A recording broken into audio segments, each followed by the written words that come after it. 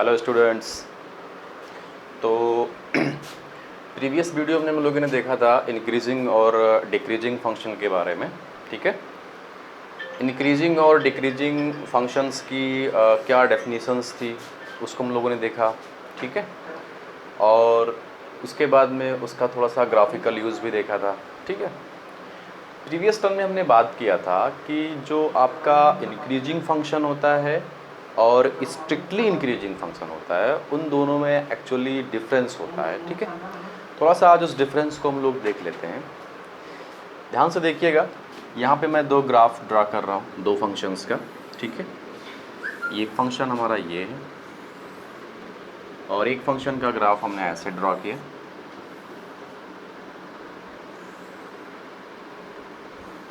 ठीक है, इन दोनों ग्राफ को आप देखिएगा, इसमें ग्राफ आपका हमेशा ऊपर जा रहा है।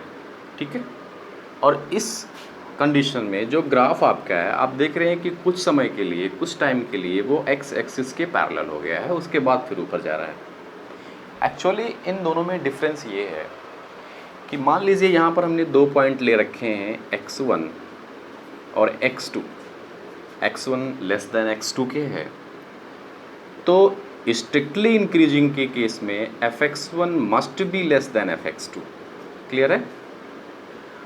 और जब हम लोग यहाँ पर ये स्ट्रिक्टली इंक्रीजिंग है, स्ट्रिक्टली इंक्रीजिंग, और जब हम यहाँ पर केवल इंक्रीजिंग की बात करते हैं, ठीक है,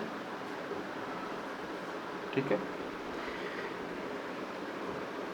तो हम देख रहे हैं कि यहाँ पर हमारे पास कई ऐसे सारे पॉइंट हैं कि x1 आपका लेस देन x2 के तो है। जैसे मान लो सपोज दैट हमने दो पॉइंट लिए यहाँ पे, ये पॉइंट हमारा x1 है, ये हमारा x2 है, तो x1 हमारा लेस देन x2 के तो है, बट यहाँ पर हम देख रहे हैं कि कभी कभी x1 जो आपका है वो लेस देन तो होता ही, कभी कभी इक्वल भी हो जाता है fx2 के, राइट। तो अगर x1 लेस देन x2 के है और fx1 आपका लेस देन और इक्वल्स टू fx2 के हो जाए, मतलब कभी कभी उन दोनों वैल्यूज़ के लिए जो आपकी इमेज आ रही है वो इक्वल भी हो जाए, तो ऐसे फंक्शंस को हम लोग इंक्रीजिंग बोलेंगे। और अगर x1 आपका हमेशा छोटा x2 के है तो fx1 हमेशा छोटा हो, कभी भी इक्वलिटी का गेम ना आए, तो उसको हम लोग स्ट्रिक्टली इंक्रीजिंग बोलते हैं। ठीक है, तो ये दो डिफरेंस हुए स्ट्रिक्टली इंक्रीजिंग में और इंक्रीजिंग में। एक डाउट मैं यहाँ पर और क्लियर कर देता हूँ। अभी जब हम लोग क्वेश्चन सॉल्व करेंगे तो किसी किसी बुक में जो आंसर होता है वो कभी कभी आंसर ओपन इंटरवल में दे देता है, कभी कभी आंसर क्लोज इंटरवल में दे देता है। क्लियर है? तो यहाँ पे हम बहुत ज़्यादा कंफ्यूज नहीं करेंगे। क्लियर है? जब भी हम क्वेश्चन को सॉल्व कर रहे होते हैं, मोस्ट ऑफ द केसेस में हम लोग स्ट्रिक्टली इंक्रीजिंग ही फाइंड करते हैं। तो हम करेंगे क्या, हम बार बार ओपन इंटरवल का ही यूज़ करेंगे। क्लियर है? लेकिन अगर मान लो सपोज दैट कि कहीं बुक में प्रूव करने के लिए आ रहा है और वहाँ पर वो क्लोज्ड इंटरवल को यूज़ कर रहा है, तो वहाँ पर हम लोग क्लोज्ड यूज़ करेंगे। बट जब हम लोग खुद से फाइंड आउट करेंगे तो हमेशा ओपन इंटरवल को ही यूज़ करेंगे। क्लियर? क्योंकि इन दोनों में बहुत ज़्यादा फ़र्क नहीं होता है इंक्रीजिंग और डिक्रीजिंग के केस में। क्लियर है? अब हम लोग क्या करते हैं कि इस पर बेस्ड कुछ क्वेश्चंस देखते हैं जिससे आपका कॉन्सेप्ट थोड़ा सा और क्लियर होगा। ठीक है,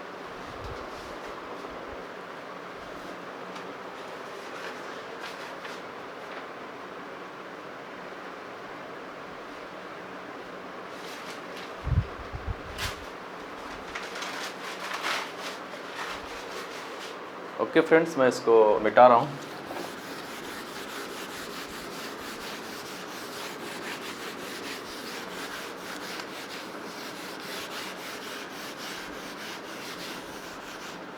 चलिए हम लोग क्वेश्चन देखते हैं।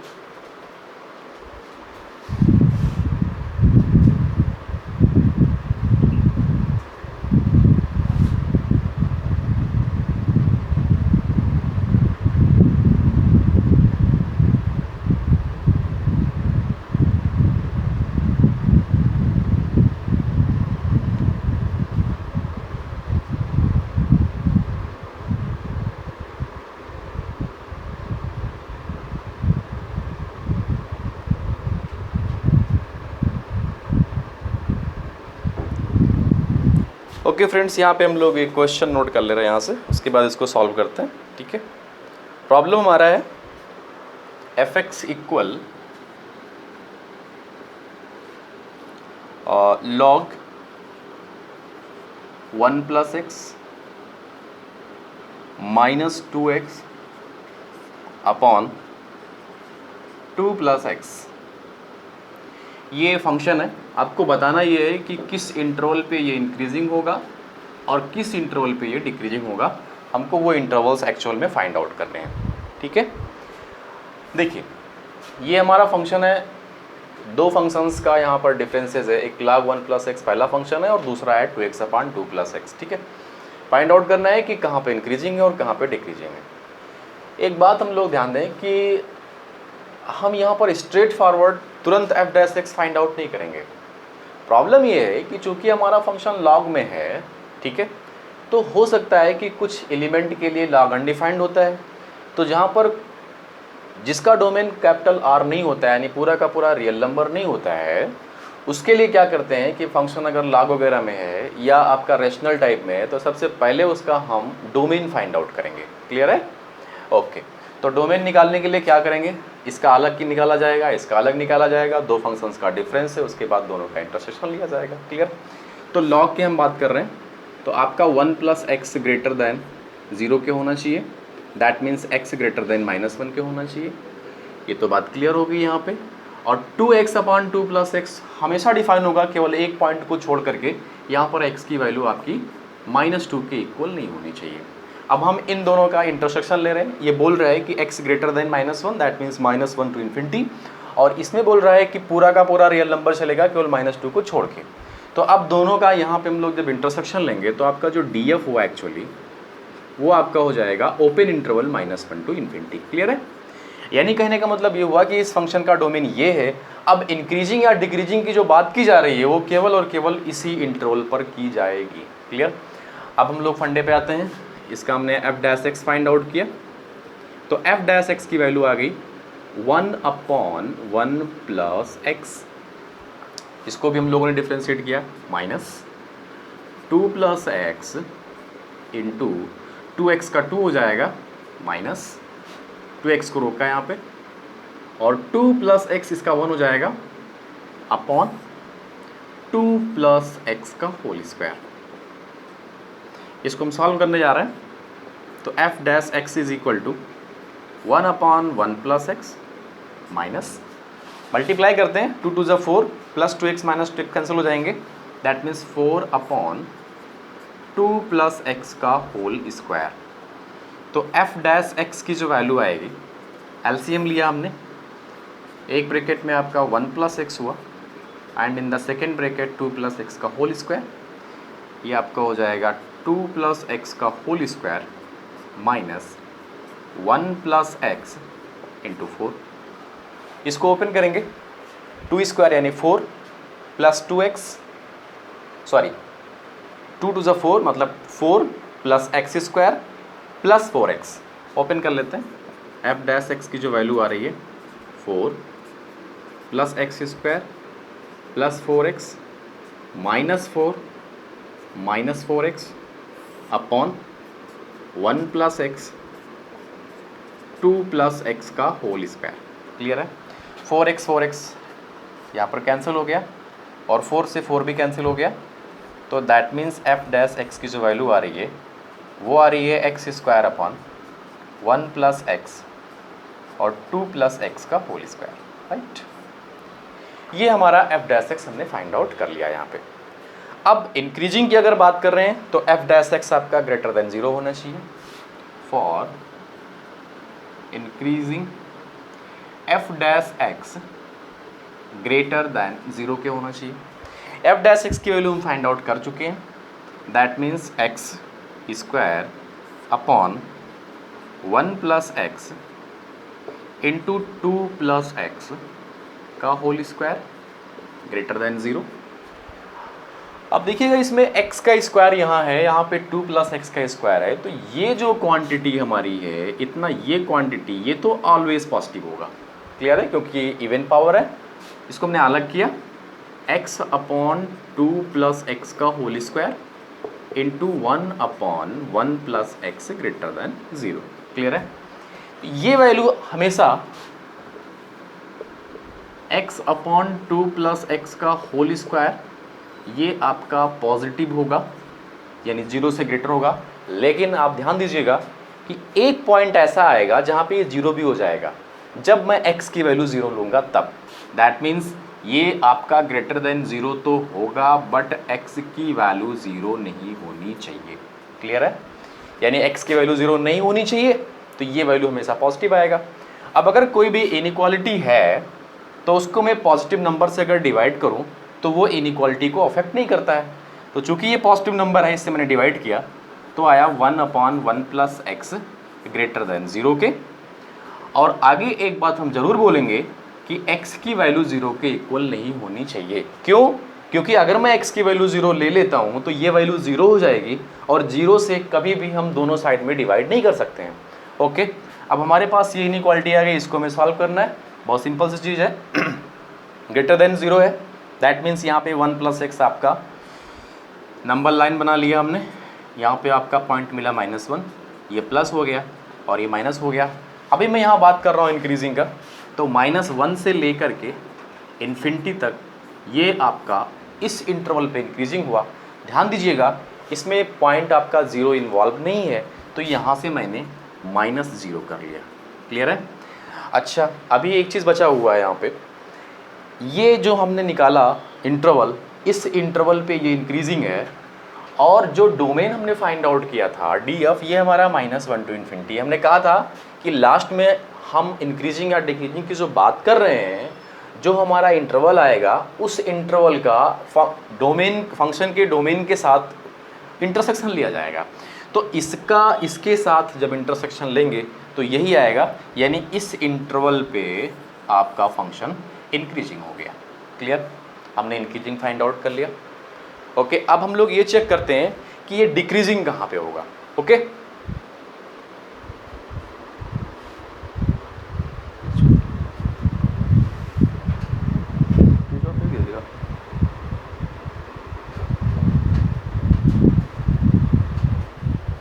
ओके,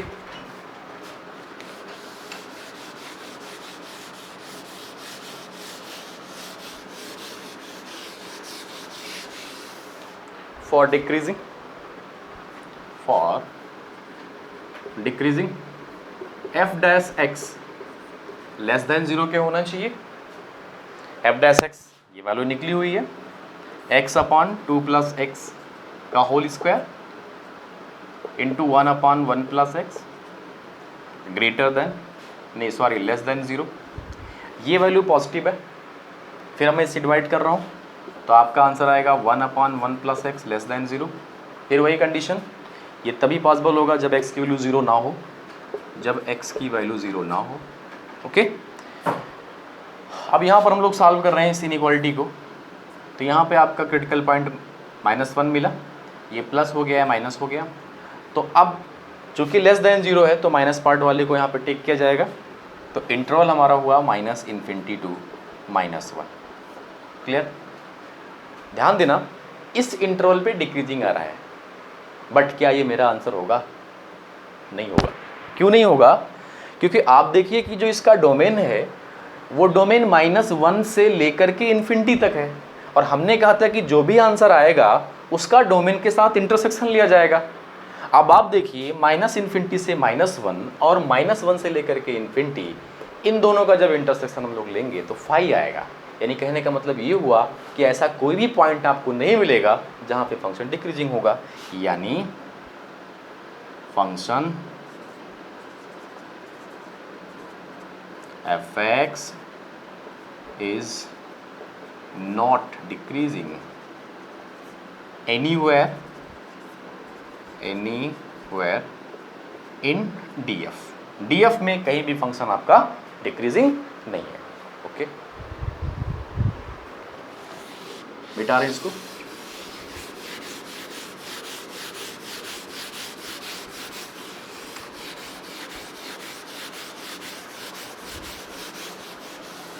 चलिए हम लोग एक क्वेश्चन इसमें और लेते हैं।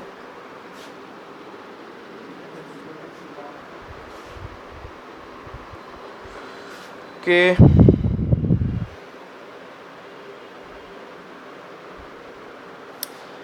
क्वेश्चन हमारा यहाँ पे है f(x) equal x cube plus 1/x³ x not equals to 0। वही बताना इसमें भी कहाँ पे इंक्रीजिंग होगा और कहाँ पे डिक्रीजिंग होगा। ठीक है, ये फंक्शन है।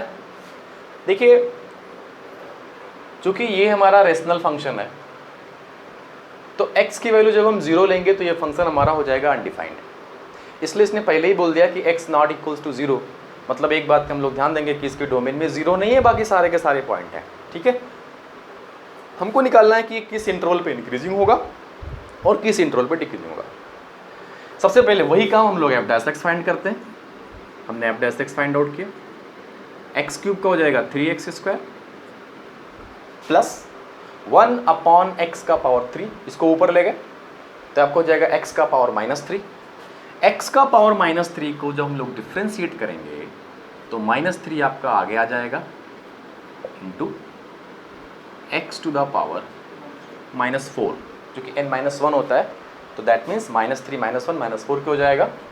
दैट मीन्स f' इक्वल हो जाएगा 3x², ये बीच में प्लस साइन था, 3x² माइनस 3/x का पावर 4।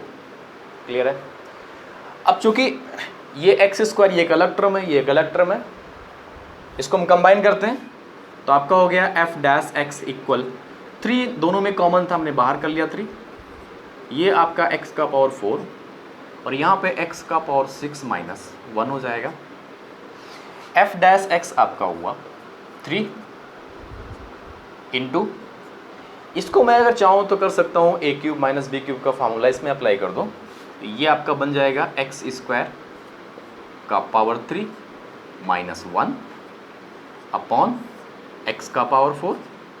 तो f' की वैल्यू हुई 3 इंटू, ये बन रहा है a³ minus b³, a³ minus b³, a minus b एक ब्रैकेट में x² minus 1 and in the second bracket a² that means x का पावर 4 प्लस b² यानी 1 प्लस ab यानी 1 into x² that means x² upon x का power 4।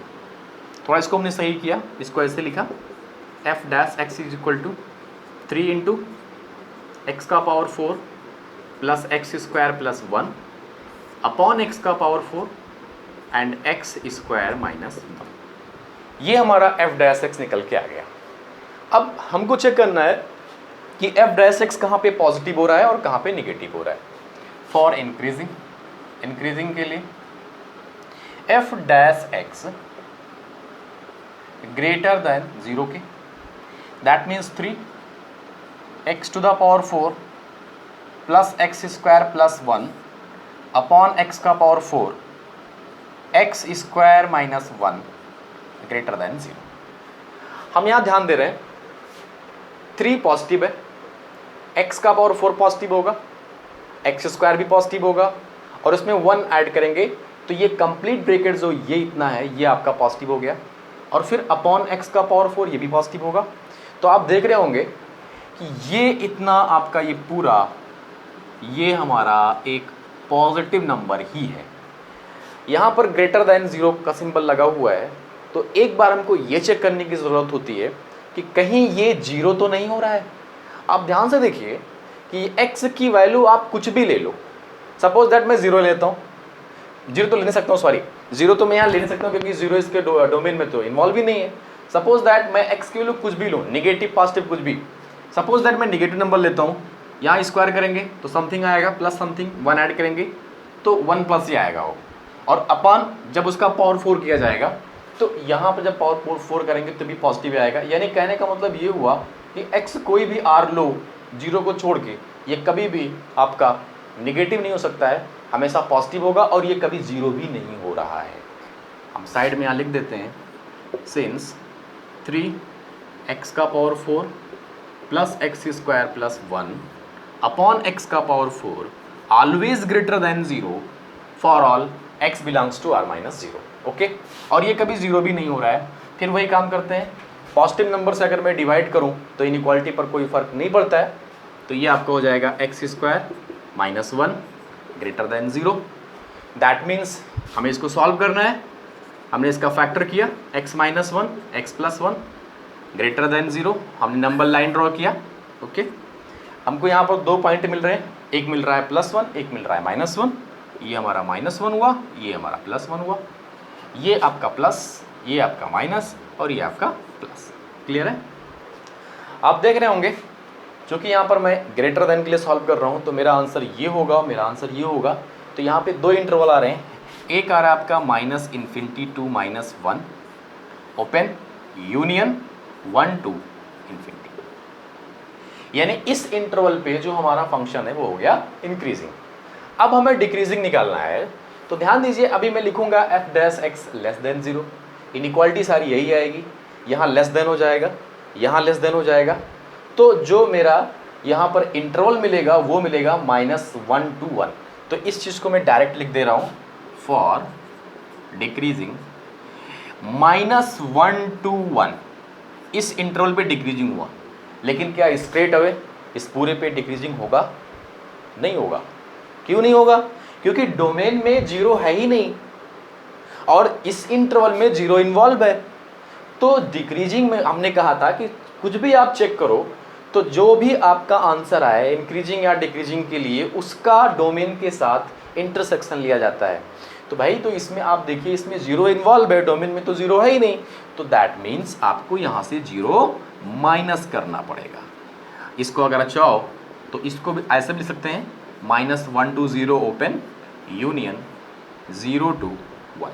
तो इस interval पे आपका डिक्रीजिंग हो गया और इस इंटरवल पे आपका इंक्रीजिंग हो गया। होप ये समझ में आया होगा। अब आगे चलते हैं।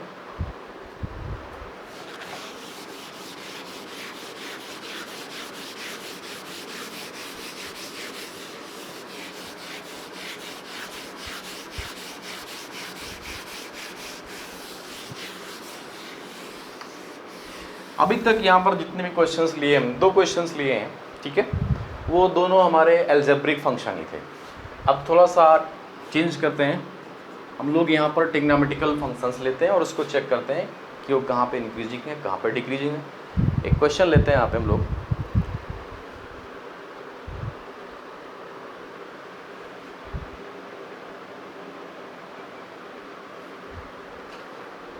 Separate the interval, separate the interval closed interval 0 to π/2 into sub intervals in which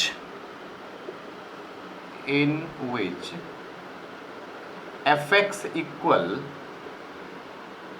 sign का पावर 4x प्लस कॉस का पावर 4x इंक्रीजिंग और डिक्रीजिंग, इंक्रीजिंग और डिक्रीजिंग। ठीक है, कह रहा है कि हमारे पास एक फंक्शन है fx equal sine power 4x plus cos power 4x।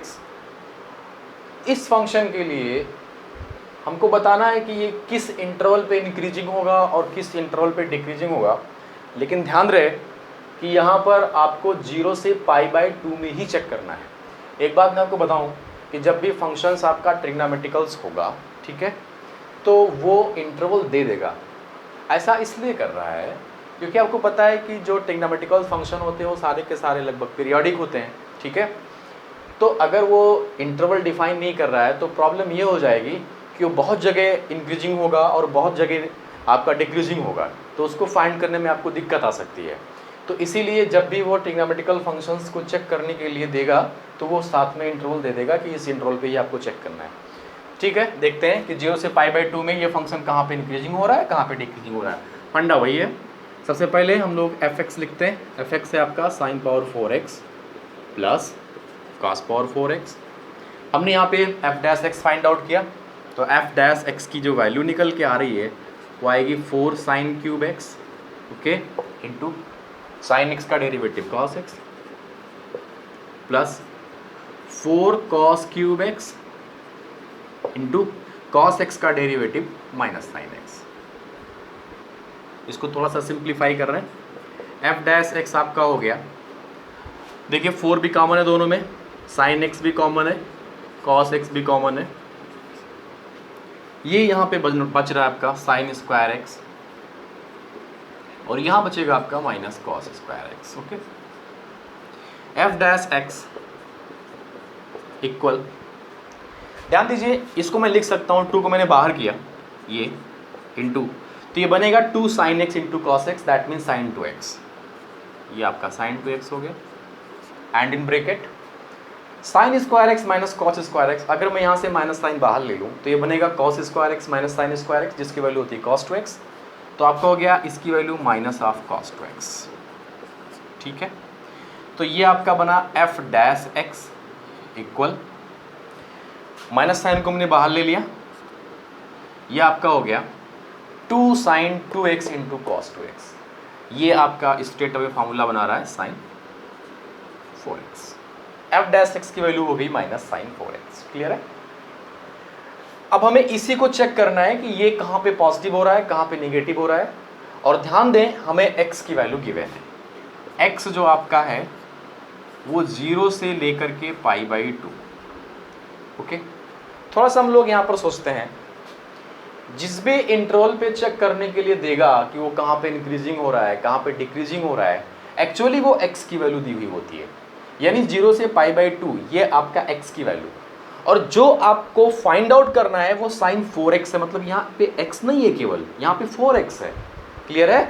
मतलब ये x से कुछ डिफरेंट है। तो करेंगे क्या कि जब आपका ये आर्गुमेंट x से डिफरेंट होता है, 4x हो, 4x+1 हो, x माइनस π/3 हो, मतलब x ना हो, तो पहला काम हमारा ये होता है कि हम इन दोनों को सेम करते हैं। तो सेम करने के लिए हम एक काम करेंगे कि साइन के आगे जो भी लिखा हुआ है उसको स्ट्रेट अवे अल्फा मान लेंगे। ठीक है, तो ये आपका हो गया f dash x is equal to minus sine alpha.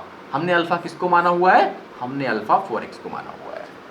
तो जब हमारा प्रॉब्लम अल्फा में आ गया तो भाई हम जिस इंटरवल पे इसको चेक करेंगे वो भी अल्फा में ही होना चाहिए।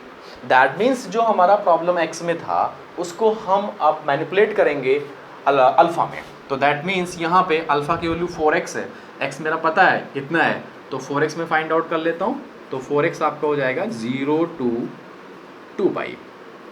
ओके, और 4x ये आपका अल्फा है, यानी alpha belongs to 0 to 2π। Clear है? ओके, अब हम यहाँ बात करते हैं इंक्रीजिंग की भी और डिक्रीजिंग की भी। हम बात करते हैं पहले फॉर इंक्रीजिंग। इंक्रीजिंग के लिए आपको पता है कि f dash x greater than 0 के होना चाहिए। एफ डैश एक्स की जो वैल्यू है वो है minus of sine alpha, greater than 0 के हो जाएगा। माइनस साइन से हमने मल्टीप्लाई किया तो आपका हो गया sine alpha less than 0। Sine alpha less than 0 यानी साइन अल्फा नेगेटिव है और अल्फा की वैल्यू 0 से 2π के बीच में है। तो हमें सोचना ये है कि किस 0 से 2π के बीच में कहाँ साइन अल्फा निगेटिव होता है। तो अगर हम चाहें तो इसको ग्राफिकल अप्रोच से देखें, बहुत ईजी हो जाएगा। हमने यहाँ पे साइन अल्फा का ग्राफ ड्रॉ किया और ज़्यादा नहीं, जो इंटरवल गिवन था उसी इंटरवल में, दैट मीन्स 0 से 2π में। 0 से 2π में हमने ग्राफ ड्रॉ किया, ये ग्राफ हो गया, ये 0 है, ये पाई है और ये 2π है। क्लियर है? ध्यान दीजिए, बोल रहा है साइन अल्फा लेस देन 0। हमको बहुत साफ साफ दिख रहा है इसमें कि जो साइन का ग्राफ है 0 से π के बीच में x एक्सिस के ऊपर है, यानी 0 से π के बीच में साइन अल्फा हमेशा पॉजिटिव होता है और π से 2π के बीच में साइन अल्फा की वैल्यू हमेशा निगेटिव होती है। ओके, तो यहाँ बोल रहा है साइन अल्फा लेस देन 0 यानी निगेटिव कहाँ पे होगा, तो बहुत स्ट्रेट अवे दिख रहा है कि अल्फा की वैल्यू π से 2π के बीच में होगी। यहाँ पे अल्फा आपका बिलोंग करेगा π to 2π। π से 2π के बीच में जब अल्फा आपका ये होगा तो वहाँ पे इंक्रीजिंग होगा।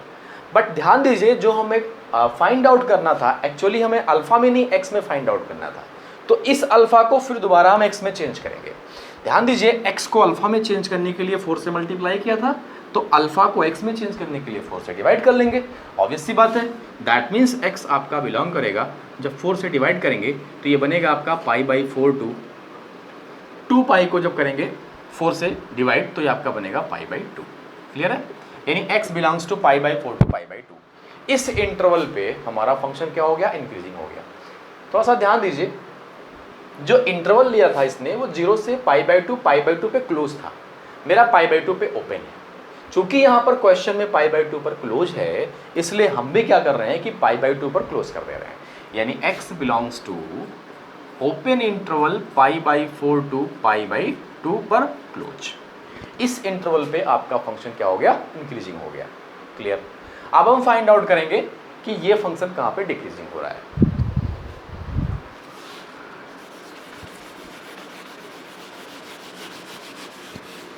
For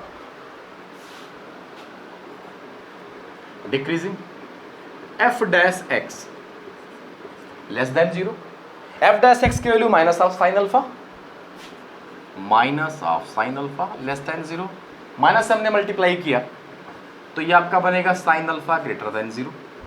sine alpha greater than 0 मतलब साइन अल्फा पॉजिटिव कहां कहां पे हो रहा है? किस अल्फा के लिए? ग्राफ से ये चीज क्लियरली दिख रहा है कि जब अल्फा की वैल्यू 0 से पाई के बीच में होगा तो उस केस में साइन अल्फा आपका पॉजिटिव होगा। दैट मीन्स इसका सोल्यूशन हुआ alpha belongs to open interval 0 to pi. अगर अल्फा 0 टू पाई हुआ, हमको वैल्यू x की चाहिए, 4 से डिवाइड करना है, that means x belongs to open interval 0 to pi by 4। Clear? But फिर वही प्रॉब्लम, जो हमारा इंटरवल गिवन था जिसमें हमको निकालना था वो 0 पे क्लोज था, तो यहाँ पे हम लोग 0 पे क्लोज कर दे रहे हैं। That means x belongs to closed interval 0 to pi by 4। तो इस इंटरवल पे आपका डिक्रीजिंग हो गया, और जो पहले हमने फाइंड आउट किया था pi by 4 to pi by 2, उस पर आपका फंक्शन इंक्रीजिंग हो गया। क्लियर? तो आइडिया तो हुआ होगा कि जब ट्रिग्नोमेट्रिकल फंक्शंस होता है तो हम लोग इंक्रीजिंग और डिक्रीजिंग यहाँ पर कैसे शो करते हैं, कैसे फाइंड आउट करते हैं। चलिए एक क्वेश्चन और करते हैं इस पर।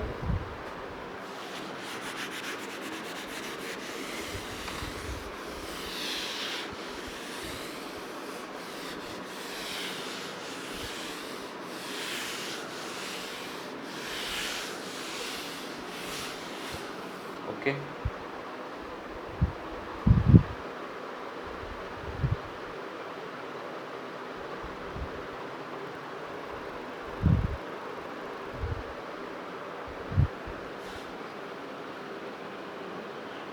क्वेश्चन है f theta equals to 4 sine theta upon 2 plus cos theta minus theta. ये फंक्शन कहाँ पे इंक्रीजिंग हो रहा है? सॉरी, प्रूव करना है, यहाँ पे हमको प्रूव करना है, फाइंड आउट नहीं करना है। F theta is equal to this is an increasing function, is an increasing function on in closed interval 0 to pi by 2। Clear है? क्वेश्चन एनसीईआरटी का ही है, अच्छा क्वेश्चन है। F theta is equal to 4 sine theta upon this minus theta is an increasing function in close interval 0 to pi by 2। यहाँ पे prove करना है हमको कि ये आपका इंक्रीजिंग है। देखिए प्रूव करना है, बहुत सिंपल सी बात है। हम लोग अब F dash theta find out करेंगे। क्लियर? और चूंकि मुझे इंक्रीजिंग दिखाना है तो इसलिए अगर मैं ये प्रूव कर ले जाऊं कि f dash theta greater than 0 for all theta belongs to this, तो ये फंक्शन हमारा हो जाएगा इंक्रीजिंग। यही करना है हमको। तो पहले हम लोग F dash theta find out करते हैं। क्लियर है? एक बार देख लेते हैं, जो कि अपॉन में था कि 0 से पाई बाई 2 के बीच में ये डिफाइंड है कि नहीं। ऑब्वियस सी बात है, कॉस थीटा, अगर थीटा की वैल्यू 0 से पाई बाई 2 ऑलवेज डिफाइंड, कोई प्रॉब्लम नहीं है। इसकी जो वैल्यू आएगी 0 से 1 के बीच में आएगी, उसमें 2 प्लस करेंगे तो 0 आने का चांस यहाँ पे नहीं है, यानी कोई प्रॉब्लम नहीं है। F dash theta is equal to, यहाँ पर हम लोग इसका डिफ्रेंसिएशन करते हैं तो ये आपका हो जाएगा 2 प्लस कॉस थीटा इंटू 4 और साइन थीटा का डेरिवेटिव कॉस थीटा।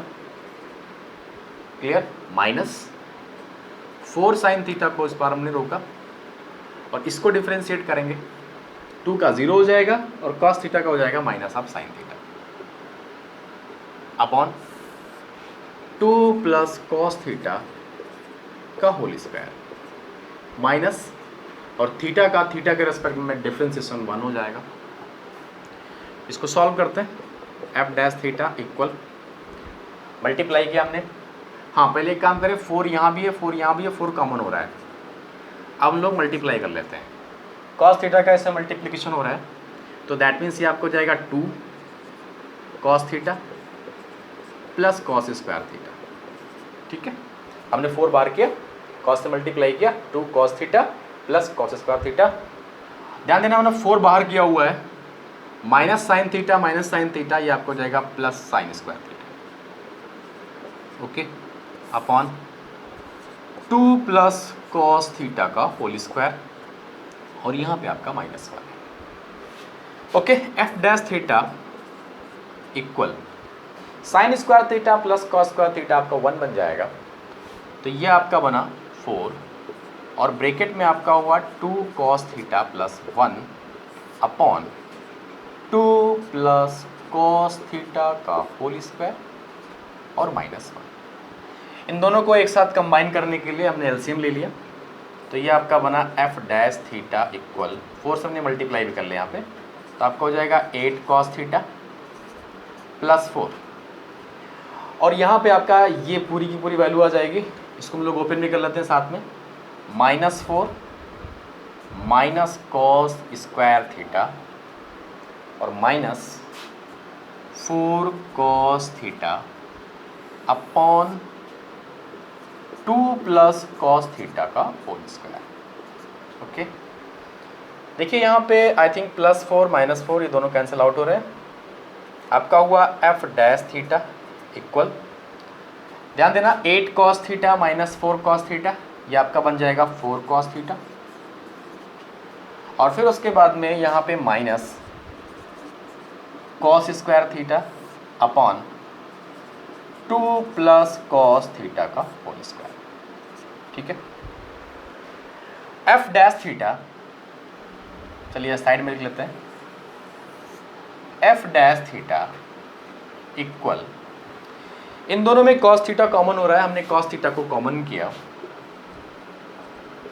तो यहां बचेगा आपका 4 minus cos theta upon 2 plus cos theta का whole square, 2 plus cos theta का होल स्क्वायर।